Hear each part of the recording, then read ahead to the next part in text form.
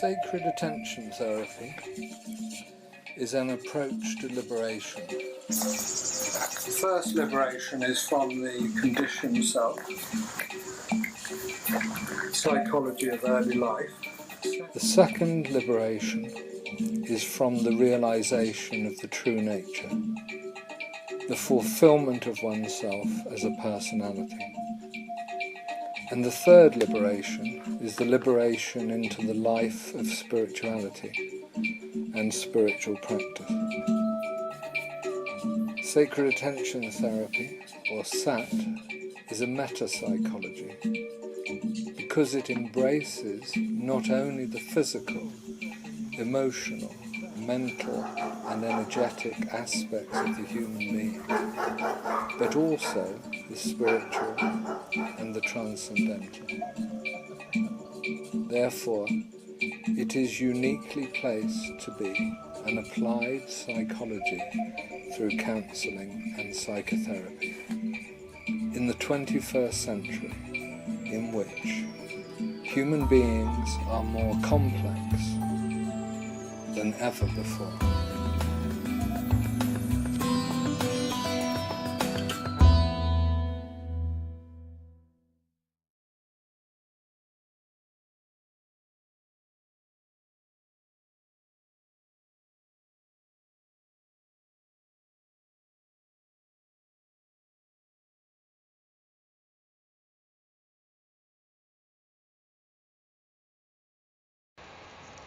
Welcome to the third in a series of online interviews with Richard Harvey.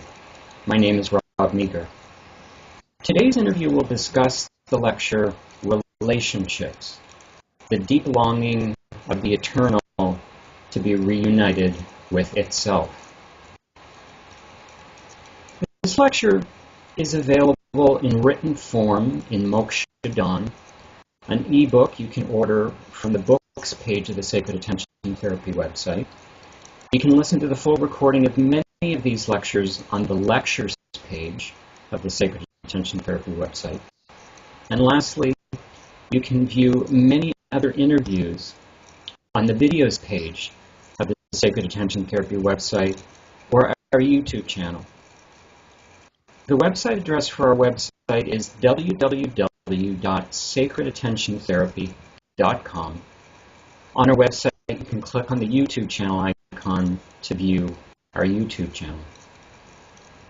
A little bit of background about Richard Harvey. He's a psycho-spiritual psychotherapist and spiritual teacher. His work emerged out of the human potential movement of the 1970s. He trained with many teachers in humanistic and transpersonal approaches. He's the founder of Sacred Attention Therapy, a radical new approach to inner work for the 21st century that proposes a three-stage model of human awakening.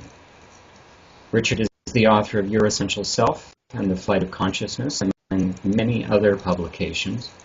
He works with people all around the world, and his forthcoming book is entitled Your Sacred Calling.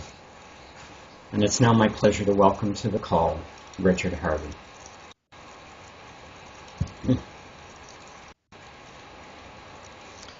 Hello, my friend.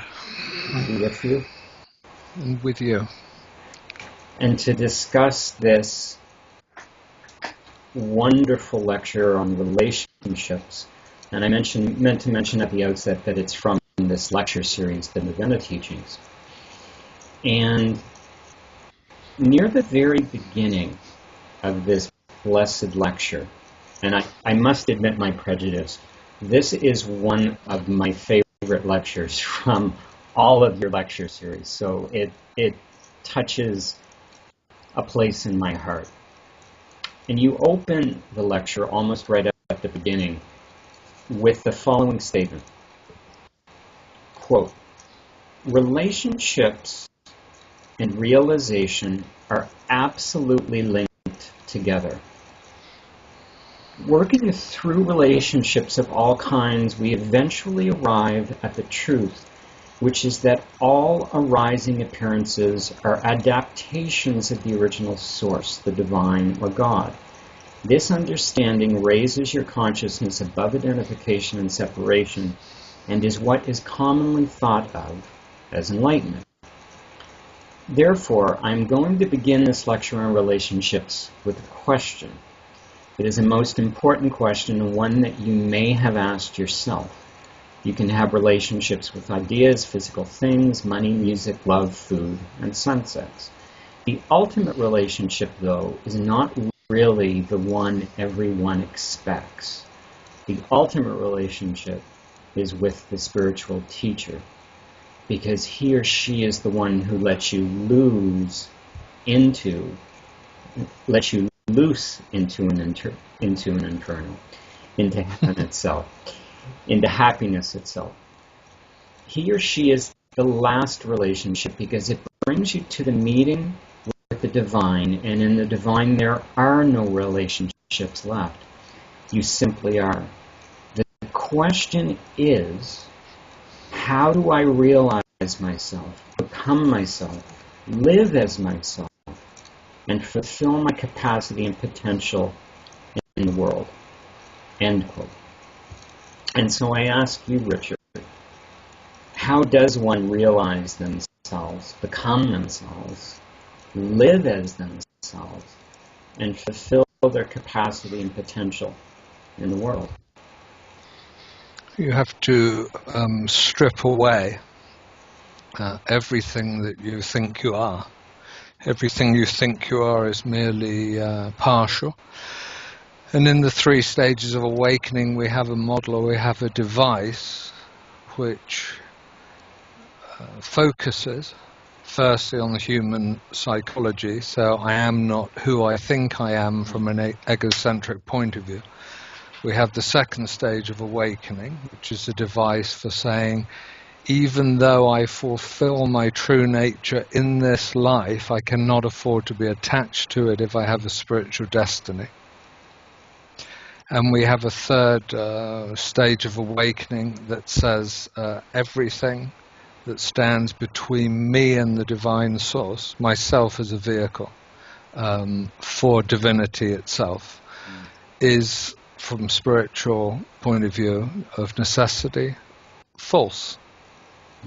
So all identification is partial, all identification is essentially egoic, and when you get to the 3rd stage of awakening, you're dealing with some quite subtle holdings of the ego, nonetheless harsh in relationship to spirituality itself, but nothing other than the naked appearance of one self as a, if you will, non-identity, will admit you into the presence, with a capital P really, we should say, of the divine person, or the divine source, which is impersonal. So you yourself become impersonal in order to achieve salvation, you might say, to come into the presence of divinity.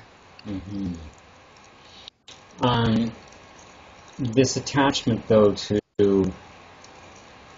the belief of who we are seems to be necessary, though, as part of the process of transcending it. Well, I don't know if it's necessary or not, but it seems to be a given, we might say, as a human being, that we make a fiction of our fears and our desires, our traumas, our unhappiness, you might say.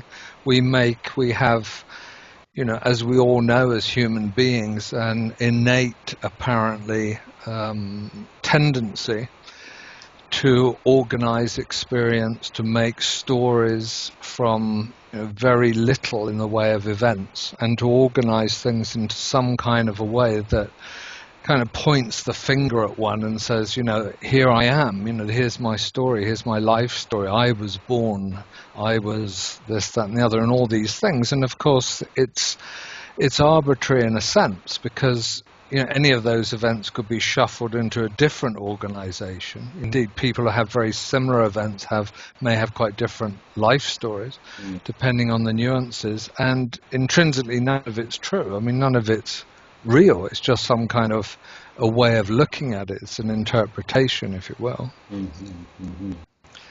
So, we love to do that, and we love to shuffle things around, and, you've got your stuff behind you, I've got things behind me, I taken to putting my hat up on a hook here now, and I see you've got a card up there, and we do all these things, and, there's some identity in that, I put this thing this place and everything, and this extrapolates into a whole egocentric identity of separation and division, of course, and at that point you've lost the reality. So perhaps it's a way of saying we can start in small ways, not to not arrange our hat or our books or our furniture or our clothing and all these kinds of things, but in doing it, not to be attached to doing it. That's the point. Now you go on to share the following quote: "To engage in the psycho-spiritual journey, the process of self-discovery, the life of the heart, and spiritual, sacred life, you need 3 things." And I'll trust you remember this part of the lecture. And so the question is what are these 3 things we need for the spiritual journey? Oh, you're not going to tell me what I said? Okay. Because I was just going to say, if you need the prompts, because I can appreciate. First of all, this lecture was done a while ago, and it's only one of 42. I'll really summarize here. Sure. And this I remember from another sacred attention therapy teaching. Anyway, the 3 things a person needs for this life of the heart, the spiritual sacred life. Number 1, you need a spiritual teacher and a guide. The second thing is you need a group or a community. And the third, you must distinguish and follow the teaching, the appearance of Dharma or truth in your life. Thank you. Yeah, it's a great Buddhist tenet, isn't it? It's the 3 treasures. It's the 3 contents of the boat, so to say, that brings you across the great water. It's the symbol of transformation, and it seems that we, by and large, most of us, 99.9999% of us, require the teacher first of all in human form, because we're in human form, and you require someone to demonstrate through beingness the impersonal divine. Then I'm not quite sure of the order there. I tend to secondly say the teaching, because Buddha, Dharma, Sangha. So the Dharma, of course, is a complex word that's loosely teaching, but it's also duty. It's also responsibility. It's also something that I've spoken about as the obligation of being a human being, or the obligation of seeking. Which is an earlier stage, of course. You have to drop it at some point. And then the need for a sangha, for a community of like-minded souls, for what the monastery or the convent or the ashram and so on used to fulfill, and is now, after all, to some degree archaic. And we do now live in a time when our spiritual practice, our spiritual life can be, I think, needs to be integrated into secular life, shall we say, with other people. And so, of course, we need, whenever I'm talking to people who are having preliminary spiritual breakthroughs these days, one of the first things they say is, well, I don't know anyone who's going to sympathize, and anyone who's going to understand this. I don't know if I can even talk about this to anybody. And then what's very clear straight away is changes are happening to such a degree, this person really needs a sangha. They really need other people they can share with, not to have exactly the same experiences or anything, but to be in the same spirit of openness and discovery, where they can be heard and listened to, over and above the single person of the teacher. So here's the 3 treasures. These are the 3 jewels that convey you to the spiritual sacred life. Now, you share, and very soon after that, you go on to say that the most important and most controversial, the most important and the most controversial of these three, the teacher, the teaching, and the community, is the spiritual teacher. And I'm curious, what makes the spiritual teacher the most important and the most controversial of the three elements? Most important because the other two follow. The spiritual teacher is, of course, beyond division and separation in any case, so he is already surrounded by beings. Even if he were living in the top of a mountain or in the middle of a forest, he's still surrounded, or she is still surrounded by beings.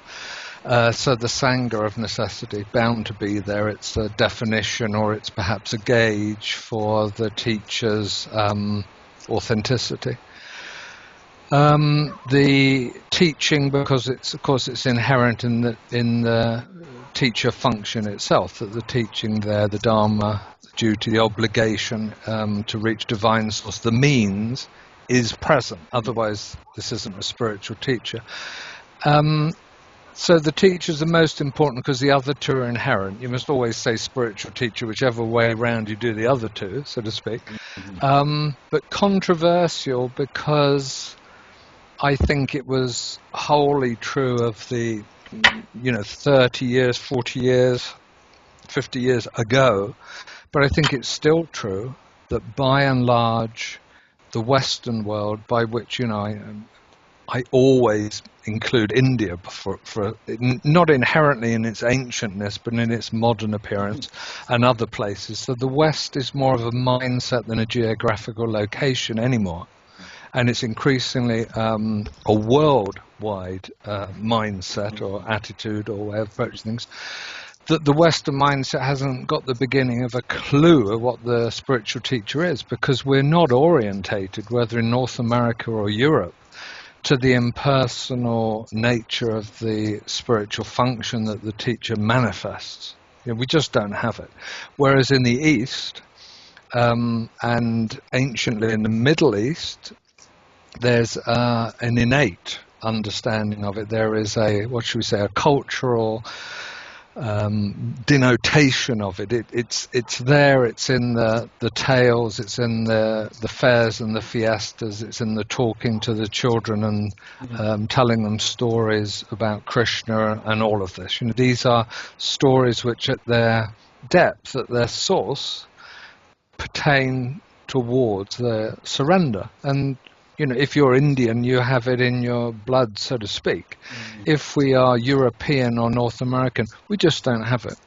We just don't have a glimpse of what that can mean, because our ego positioning is such that the idea of an impersonal personality or a being who is a vehicle for divinity is really a step too far. And that's why, and here's my sort of last controversial statement on it, the people who will then argue and say to me, as they do, that all of the spiritual teachers who are thriving in the West, we have to look not to them first off for criticism or to understand this, but look to the followers, the seekers, the disciples who are with them, and then distinguish the cult of personality, even the cult of celebrity, the charismatic cult of your partisanship with a certain figurehead,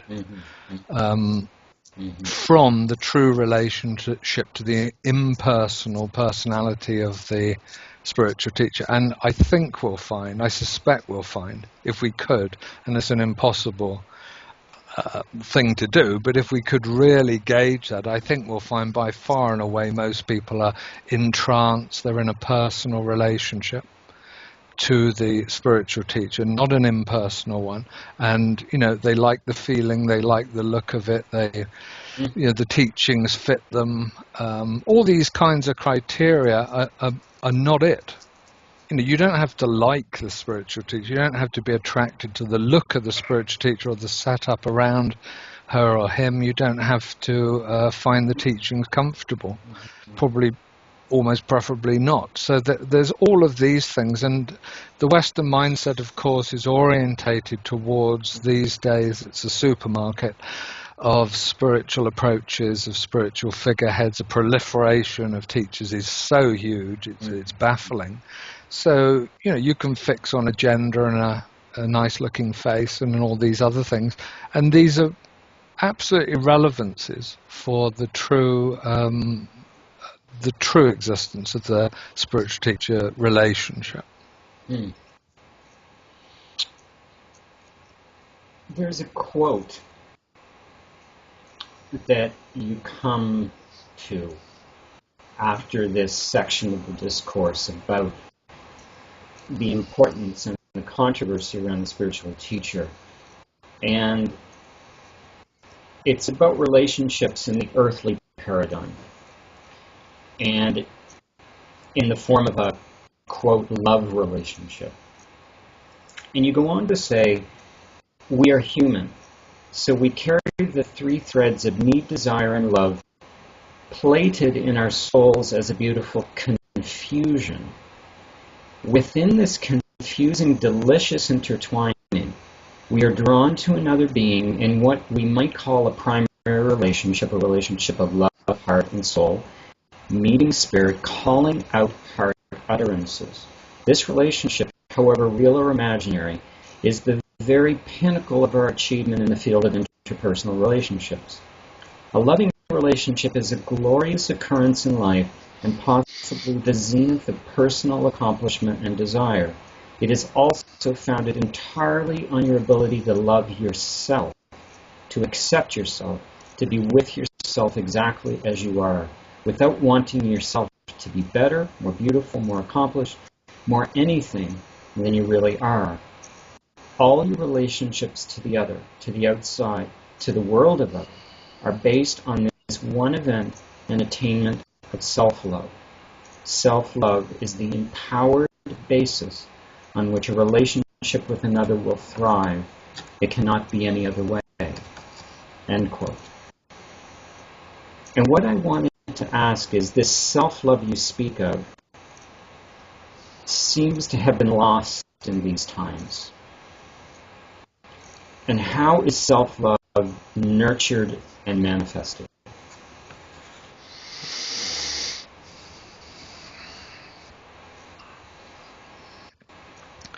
I think we have,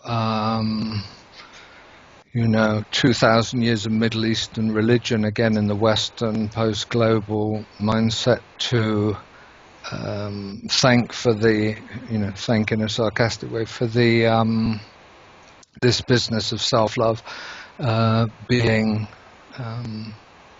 made opaque, and that is to say, people have interpreted the teachings of Christianity and so on as being, to be selfless, not to be selfish, not to be self-centered, not to be self-indulgent. So it was very poignant, I think, when the so-called new therapies some 40, 50 years ago now caught on in Europe, a little bit earlier perhaps in America, that one of the criticisms, or the preeminent criticism really, that was leveled at people who were against personal growth and consciousness raising, meditation even, was that we were navel gazers. This was the thing we were talking about. Navel gazing meant you're self-indulgent. You'll spend all your time and money and everything else on your emotionality, your life, trying for self-improvement, trying to raise your own consciousness.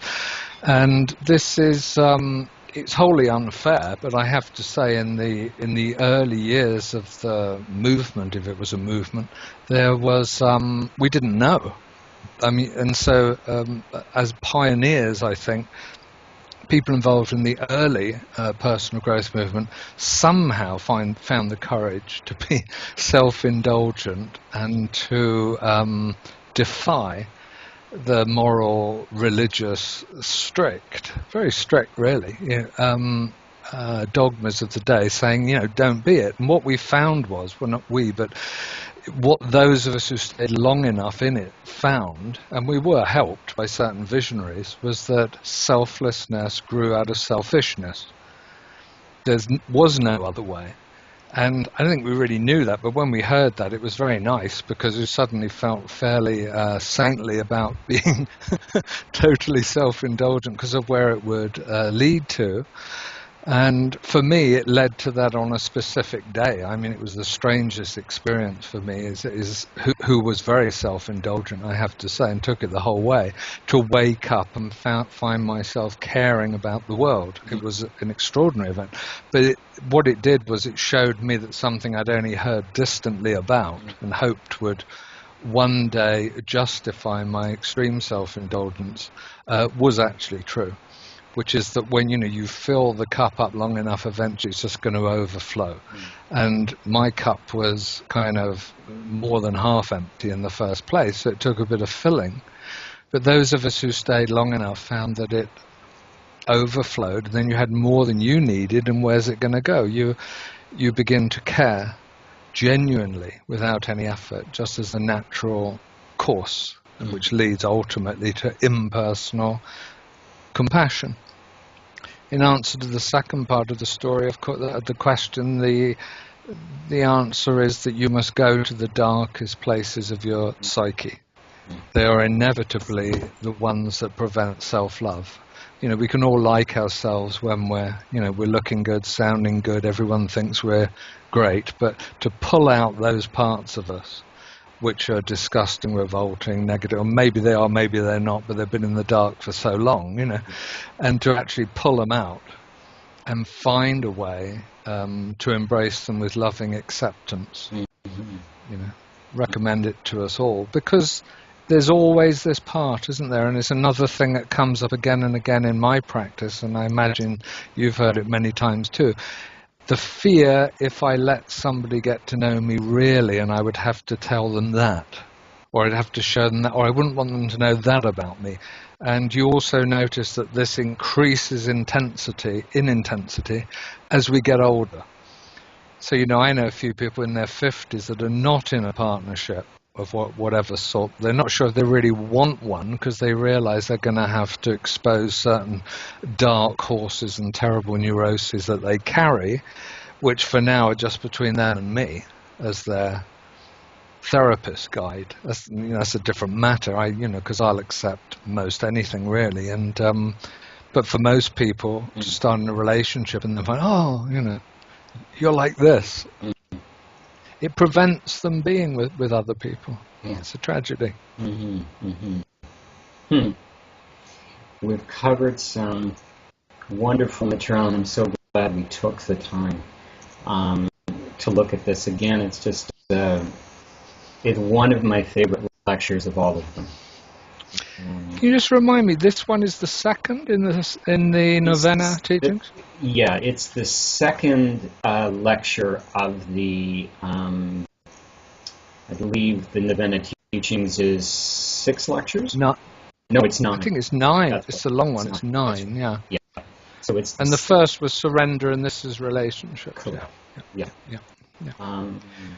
I was thinking to say to you that when I think about this sequence of talks, for me it's almost like steps or tiles or like a carpet. There's this preparatory idea about it, and it also is very vivid for me too, as and it has a certain fondness for me. And the next topic, I'm just looking from the manuscript, is anger. That's the next one up in the Novena teachings. Wonderful topic to look at. And so until then, thank you, Richard. Thank you, Robert. Bye-bye. Bye now.